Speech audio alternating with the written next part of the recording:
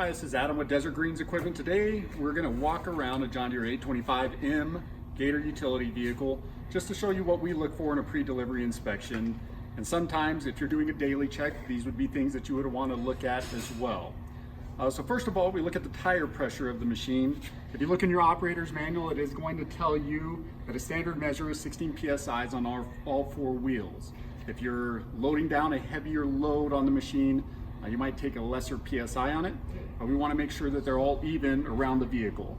Next thing we're going to do is check underneath the hood. There's going to be a small latch right here. We're going to go ahead and pull the hood open. So two things that we want to check out underneath the hood here. First, you're going to have your coolant overflow tank. You're going to see down on the overflow tank, it is going to show you a low and a high level. We want to make sure that we check that out when the machine is cold, not after we've run it for a while. We also have the master cylinder for our brakes. So we want to ensure that we check that out as well.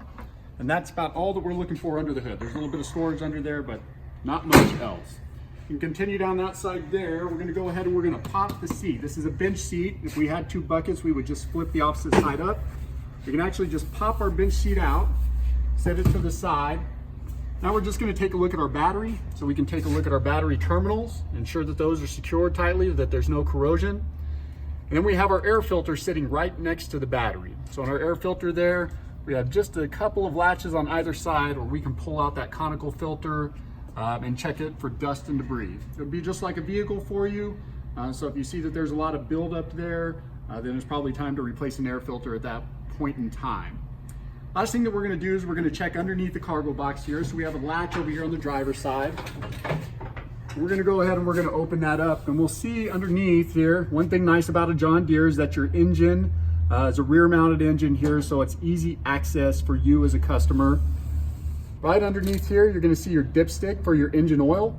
So we're going to want to make sure and pull that, wipe it off, put it back down, and then check it. And you'll see two lines there. And the last thing that we have over here is you have your rear differential. There's a black cap that's sitting right on top. So we can actually unscrew that cap. It's the same thing. We're just looking for fill levels on the machine. Those are the two main things that we're going to check in the back. If you do these checks on a routine basis, it's going to help you ensure that your machine is running well.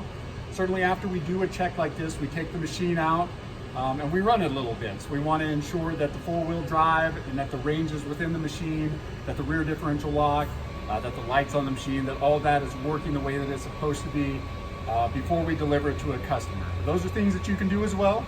If you have any questions, feel free to visit us at desertgreensequipment.com.